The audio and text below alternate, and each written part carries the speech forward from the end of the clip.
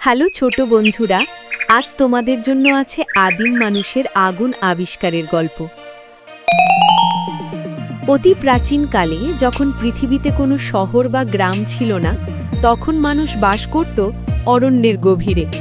তারা ছিল সম্পূর্ণ আদিম, গাছের ফল, শিকড় ও কাঁচা মাংস খেত, গুহায় ঘুমাতো, পশু পাখির ভয়ে দিন কাটাত, শীতের রাতে ঠান্ডায় কাঁপত, অন্ধকারে ভয় পেত, বজ্রপাত দেখলে মনে করত দেবতারা রাগ করেছেন। একদিন ভোরবেলা এক আদিম মানুষ, যার নাম ধরা যাক গোম, বনে জঙ্গলে খাবার খুঁজতে বেরিয়েছিল। হঠাৎ সে দেখে এক বিশাল বজ্রপাত পড়ল গাছের ওপর। মুহূর্তের মধ্যে সেই গাছটিতে আগুন ধরে গেল। গোম দূর থেকে অবাক চোখে তাকিয়ে রইল। আগুন জ্বলছে, ধোঁয়া উঠছে, গাছের ডালপালা লাল রঙে জ্বলছে। সে ভয় পেল, কিন্তু কৌতূহলও জাগল। ধীরে ধীরে সে এগিয়ে এসে দেখে আগুনের কাছাকাছি গিয়ে তার শরীরটা গরম হচ্ছে, ঠান্ডা লাগছে না। সে কিছুক্ষণ আগুনের পাশে দাঁড়িয়েছিল। বাতাসে জ্বলন্ত শাখা উড়ে এসে তার পাশে পড়ল, আর গোম ভয় পেয়ে গেল। কিন্তু কিছুক্ষণ পর বুঝল এই আগুন জিনিসটা ভয়ঙ্কর হলেও উপকারী। সে দেখল আগুনের কাছে কিছু মরা পশুর মাংস পড়ে আছে, যা হালকা পুড়ে গেছে।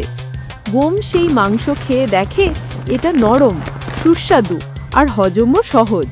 তার মাথায় এক নতুন ভাবনা এলো, যদি এই আগুনকে সে নিজের কাছে রাখতে পারে, তবে শীতেও থাকবে না, অন্ধকারও ভয় করবে না, আর খাবারও ভালো হবে। পরদিন সকালে গোম আগুনের কিছু গরম কাঠ নিয়ে নিজের গুহায় ফিরে এলো। কিন্তু কিছুক্ষণের মধ্যেই আগুন নিভে গেল। সে দুঃখ পেল। তখন সে ভাবল কিভাবে এই আগুন বানানো যায়।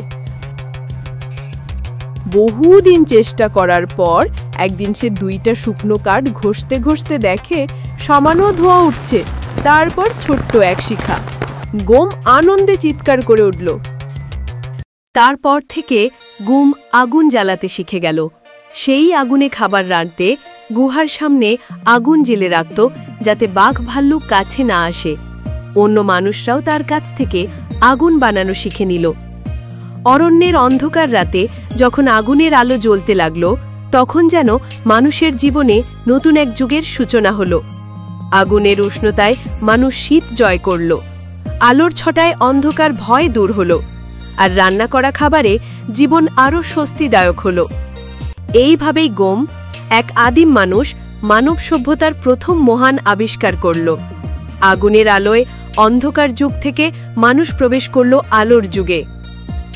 চ্যানেলটি অবশ্যই সাবস্ক্রাইব করুন, কারণ আর কিছু দিনের মধ্যে আসতে চলেছে আরও মজার ভিডিও। ভিডিওটি দেখার জন্য আপনাকে অনেক ধন্যবাদ।